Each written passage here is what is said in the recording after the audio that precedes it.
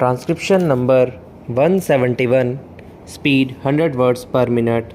Start. The debate generally, madam, has strayed beyond the scope of the report of the committee. In fact, it has almost been a general resume of the work of this House for the past 12 years, of the opportunities we have had or of the opportunities we could have had, and that sort of thing. Although many members have touched on many points, still amendments have been tabled only on a few of the rules. But I do not mean to say that their references to the several points are not quite relevant. Certainly they are relevant and they are very useful suggestions. In fact, this debate has been very valuable in throwing much light on the report of this committee.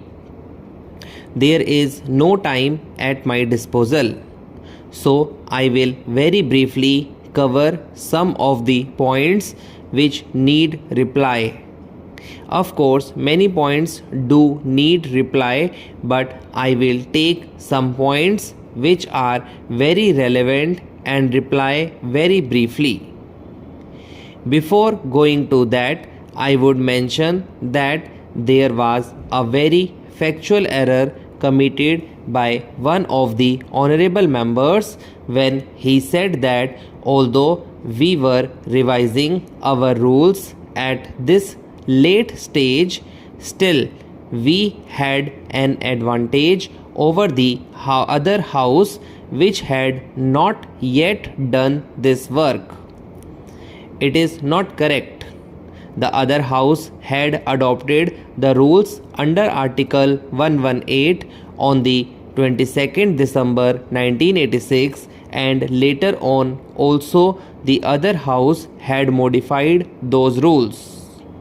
One or two modifications were adopted next year, so that is not factually correct. Now much of the criticism or suggestion or discussion has centered around the subject of questions. About questions, three parts have been made: admissibility of questions or rejection of questions, answering questions, and then the various clauses that determine the nature of questions. These are the three aspects on which several members have made remarks. Now, with regard to admissibility, several members have cast some reflection on the Secretariat. Well, the Secretariat can only go by the rules, by the conditions prescribed here. Unless we say that these conditions or qualifications for a question should not be there, I do not think we can blame the Secretariat. You will remember, Madam Deputy Chairman, that I was one of those who were putting many questions, and I also had the misfortune to have many of my questions rejected.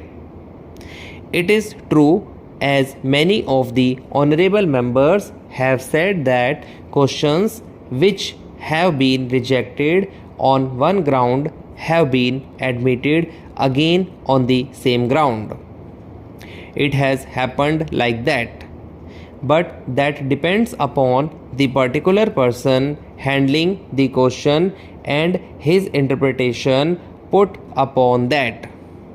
However much we may put down these rules, however much a foolproof framework we can devise for the guidance of those who have got to function and deal with these questions, still there is the subjective element which we cannot avoid, and it is a matter of interpretation. Therefore, we should not blame the secretariat because nobody can say that they do it with any mala fide intention. All that we can say is they can exercise their judgment either wrongly or correctly or indefinitely. So it is open to every member when he feels that his question ought not to have been rejected to go to the secretariat, sit with the concerned section and then discuss with them. That was what I was doing.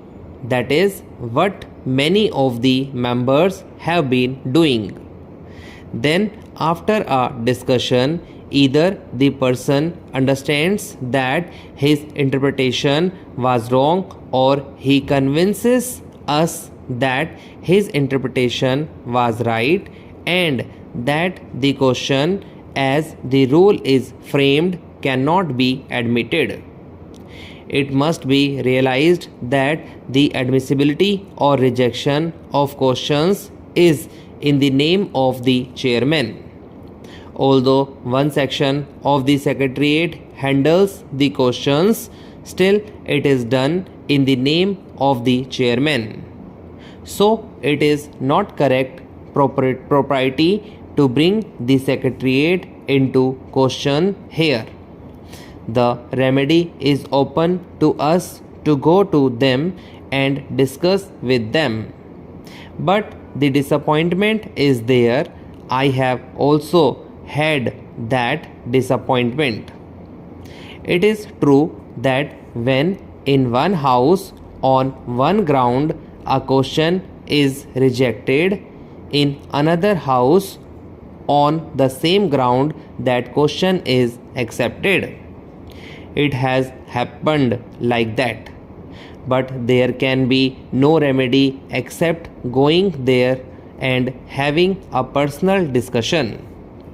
With regard to the second point, that is answering questions, I think some remarks have been made attributing a sort of motive to the ministers. Madam Deputy Chairman, I would humbly like to submit that we should not question the bona fides of the government.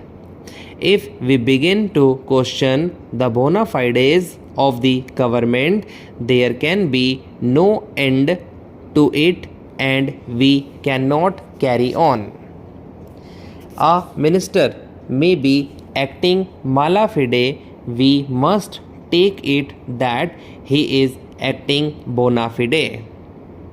He is not infallible and the secretariat which furnishes him with answers is also not infallible. I may say incidentally that in view of the great importance of these talks in relation to our finances and the general economy of our country, the government of India felt it necessary to direct Mr. Chintaman Deshmukh, who is now our representative in matters of external finance in Europe and America, to proceed to Washington sometime before these talks began so as to be present there in the capacity of an informal observer. From public statements which have been made, I understand that before the British Chancellor of the Exchequer and the British Foreign Minister went to Washington, apparently a decision had been taken to devalue the pound sterling. The next stage to which I want to carry these preliminary observations is that the first information that we received here regarding the decision of the UK government to devalue the pound sterling was contained in a message which was sent by Mr. Attlee to Pandit Jawaharlal Nehru.